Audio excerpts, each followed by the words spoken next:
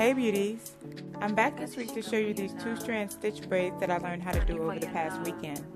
My model in this video is a mannequin, of course, but stay tuned to the end where I'll show you the real life client I did these on. So I started filming on this last section the night that I learned this, and what I love about this style is how simple it is. I'm going to show you some in-depth breakdowns of this process in a second, but I'm literally just making small parts and braiding about a 1/2 inch 3-strand flat. I use the braiding gel to help me mold the hair to my liking and prep it so that the stitches come out as neat as possible. When I have my section ready, I start with just a tiny first part straight across and I put in my flat. It's so simple that you can easily mistake this for an easy style. And it can be easy if you're patient and really enjoy this sort of thing. But if not, you may find it is harder than it looks. It's a style that's simple and repetitive, and it helps you to just zone out and enjoy the process if you're someone who really likes that kind of thing. As someone with ADHD, it just really helps me to zone out and commit myself to the pattern without having to think too much about each individual thing. It's a lesson in consistency for me, and it's almost spiritual. And I'm going to break down how to braid each individual stitch, but you can see the pattern coming together here, and all I'm doing are straight parts. It's so satisfying to me to see it come together. Something you'll notice me doing throughout this video is applying braiding gel. And this Aunt Jackie's Hold Tight Braided Twist Gel is one of the brands I love to use. Unlike a lot of the braiding jams on the market, this one doesn't turn into oil and cause the hair to slip, which I hate, and it doesn't leave any residue.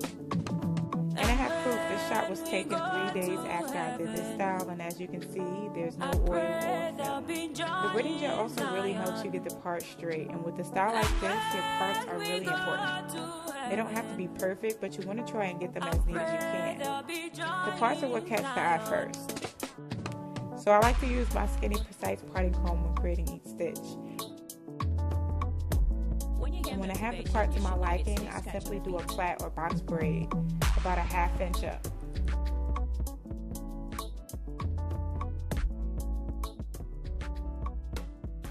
And what that does is not only help to keep my stitch shapes intact, but it also creates these individual latches for me to grab as I create my 2-strand twist cornrow.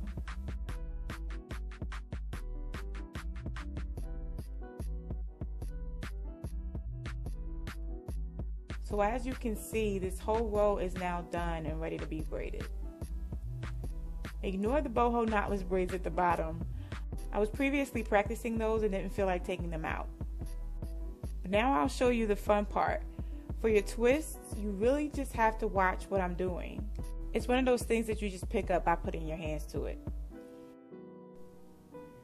And even in these shots, before I'm even done with the style, you can see that the Aunt Jackie's braiding gel is really holding tight. It's keeping the stitches in place. It's not filmy or oily.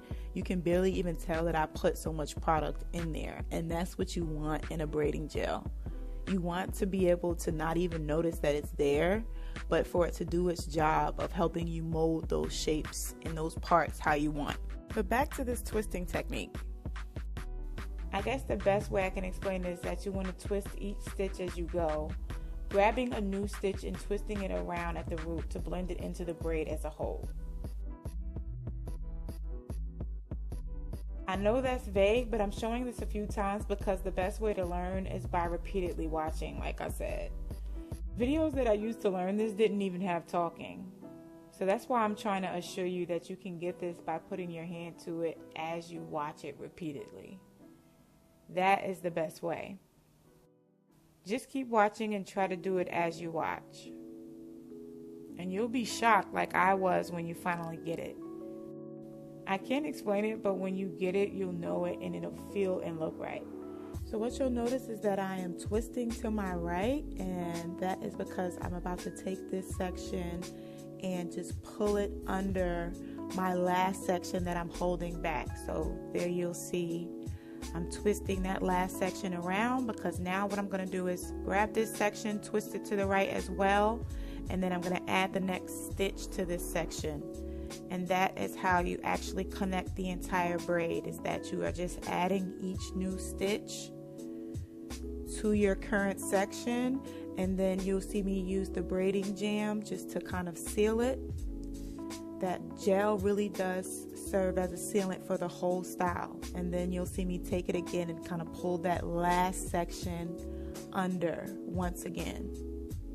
Okay, and then the process is repeated. I'm not slowing this down at all because I want you to be able to visually get this.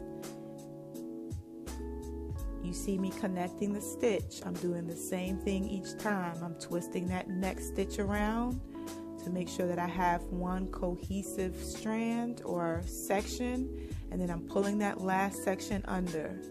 And that is your whole process. I'm going to show you it from a different angle now, because I found that that helped me out a lot. A lot of the videos that I saw, they only had one angle, and this is no shade to them, but it just really helps me to see different perspectives. So you see me twisting this section, and then I'm pulling the last section under it, and that's creating my nice plump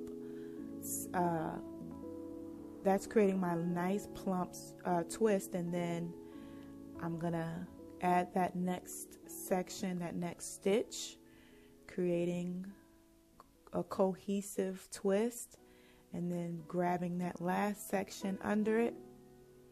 And that is how you continue your twist, and these will plump up and really become beautiful, nice long 2-strand cornrows. You should have a plump and consistent size twist that is firm or tight all the way to the end with no loose or unraveling parts. Towards the bottom, all I do is just continue the twist, and then I'll add a rubber band at the very bottom of the twist, and then maybe another one towards the root of the hair just to make sure that it's secure. And I expect to get better as I go, but I was elated with the results for this to be my first time learning this. Excuse me being a typical auntie trying to get the oil spots off for the mannequin's face. But I think this came out really neat. The stitches are all intact and very much pronounced. The twists are nice and juicy and plump, even though I didn't add any hair to it, which is something that a lot of the other creators I saw did as well. I think they added the hair to just make sure that it looked nice and full, but I think it looks fine without anything added. What do you think? I will be trying this look in the future though with some added hair just to play with more